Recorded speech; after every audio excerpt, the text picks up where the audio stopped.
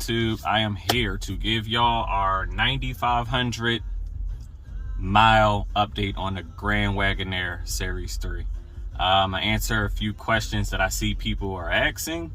So let's get to it. As of now, I'm just gonna drive around, let y'all know a few things. So let's go. All right, well, the first thing I always hear people say or ask is the Wagoneer better than the Escalade, Tahoes, Denali's, and all of those larger size SUVs? I can only say do your own research. You're gonna have to figure that out on your own. I will say I've actually had a few drawbacks on the Wagoneer. Like, there are a few things that I'm not too keen on, but it's also a first year pre-production vehicle. The first thing is, well, for your heated seats and your heated steering wheel, if you touch it, that's crazy.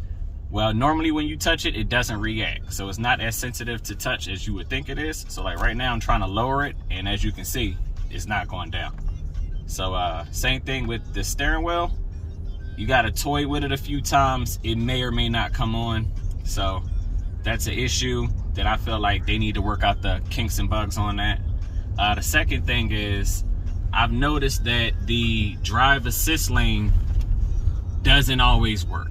Obviously, you need to be on the street where you have the white lines or the yellow lines to help guide it. But I've been on streets with it and it still doesn't work. Now that can affect if your cruise control, adaptive cruise control.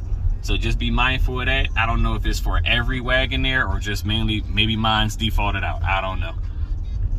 What else? Another drawback that I would say for the Wagoneer is constant updates that you have to go to the dealership for. And for me, I'm not really feeling that. So this thing has quadra-lift suspension, which means it rises and lowers itself. If you look right there, you can see, like right now, the car is at level 2 setting. It can lift itself up or lower itself. I'll show y'all that in a video later. What else is one of the drawbacks about the car? Like I said, the updates, we have to go to the dealership to get that done. That's a major issue / concern that I'm not too fond of. As well as on the media screen for cell phones. When you try to pair your phone up, sometimes that is very difficult. How the hell you get back out of that? What I mean by it's difficult, sometimes when you're trying to just pair an iPad to the system that they use, I'm not sure if it's Uconnect. I don't know if Chrysler or Stellantis uses that anymore, but it's hard to pair it sometimes. Myself and my wife has noticed that. So you have to toy around with it. Sometimes it goes in and out whenever you start the car, turn it on and off. So that's kind of annoying. So they're small things, but they can be annoying if it just happens all the time for you. Well, what do I like about it? It is a large SUV. It's built on the same platform as the Dodge Ram. So it's a very large SUV. It has 3 rows, as you can see. Show them the 3 rows, please. Thank you. We even have a kid in the back. He's a fairly decent sized kid. And the 3rd row has a lot of space as well. So if you're a family man, such as myself, I have 4 kids, ranging from 12 all the way to 2. So it's normally car seats and stuff like that in this car. It's good for road trips. I will say, if you want power, it has a 5.7 with the e-torque generator on it. And I mean, it gives substantial power. You know, it does push, but they do come in a 6.4 version, which is the same for the Scat Packs. Now, you will have to get the Grand Wagoneer if you want that. The wife, she goes back and forth on how she wished she would have got a Grand Wagoneer and paid an additional $10,000 to $15,000, $20,000. Me personally, I feel like this is good. This is good enough for what we're trying to obtain for our family wise. Could we have gotten an Escalade for the price? Maybe. We spent $87,000 on this. You're borderline in Escalade Denali range right there. But the Wagoneer is something new. You know, it's something new. It may not be for everybody. So I want to say, with this thing almost having 10,000 miles on it, does it ride good? I like to think so. Is it fast? It has some power to it. I sincerely feel it does have power. Space wise, it's there. The technology in it is there, but it's flawed. But again, this is a new production vehicle, so I feel like in the next few years they will get this together, hopefully. With that being said, I'm going to pull over, give y'all a quick walk around. There's a few other things I want to show y'all, and we'll go from there. Pause it. Hey y'all, so like I mentioned to y'all before, this has the 5.7 e-torque motor in it. Come on to show y'all what it looks like. So everybody with a Wagoneer, that's series 1, 2, or 3, you'll have this. Get a little closer. So that's the 5.7 Hemi with the e-torque generator on it. It's supposed to give it I think like a more electricity or something like that. That's what they told me at the dealership. So I mean, still got that big healthy V8, almost 400 horsepower in it, substantial amount of torque. This helps as well. So come on.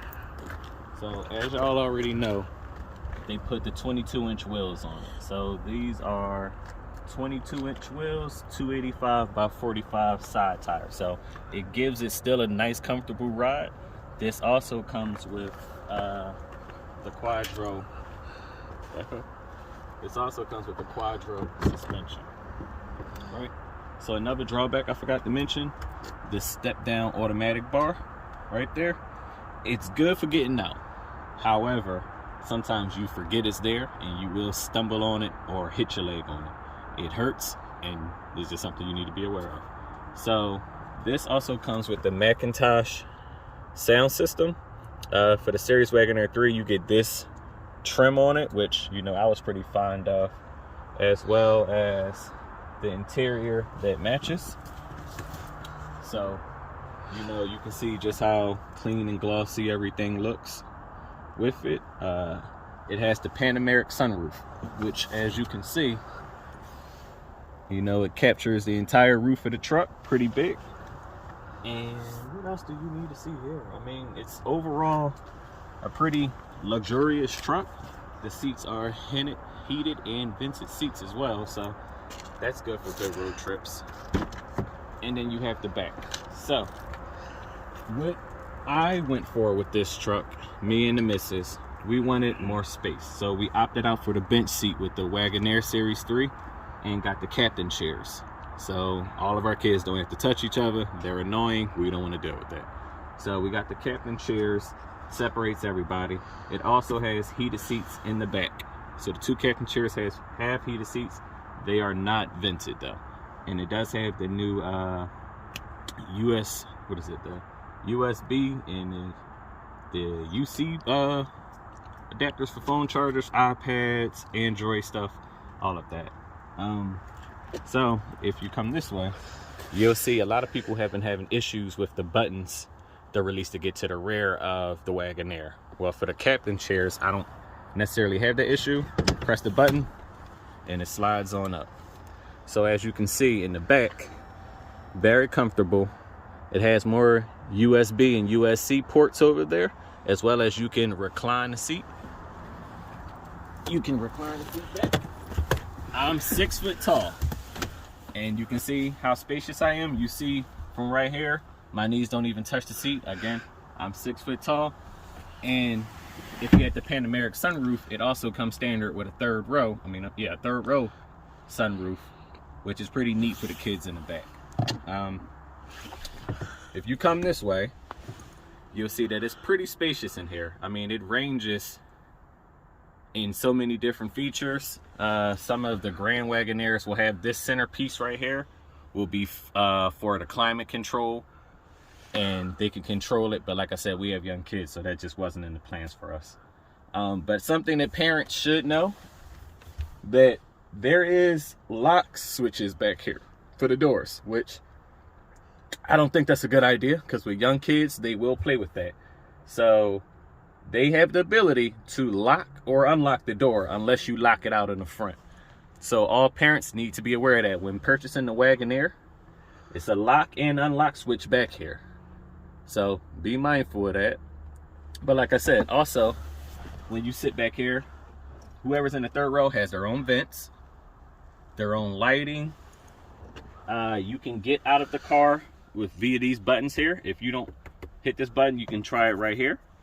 Now, the headrests are automatic as well as the second row. So it's a button on the front where you click it, they'll drop down or pop back up, which is a pretty neat feature for the Wagoneers. I feel like Wagoneers have a lot of potential.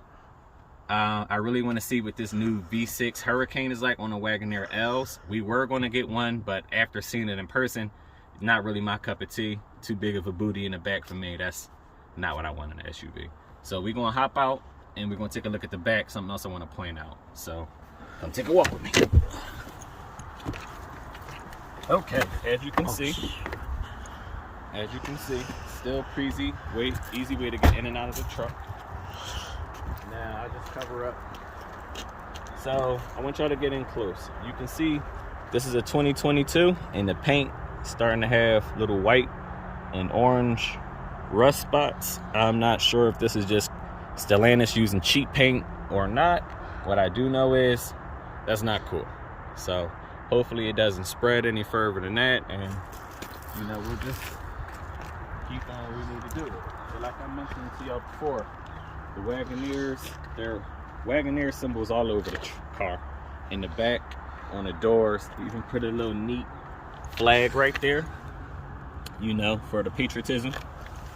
And as I mentioned earlier, this has quadro stair, so you see that? That's for the air ride in there.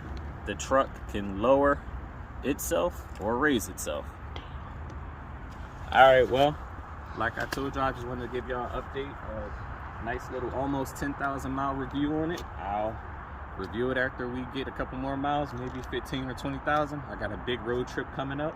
We plan on taking the Wagoneer down south. I'll be letting y'all know how that goes, and that's all I got for y'all YouTube. See you later.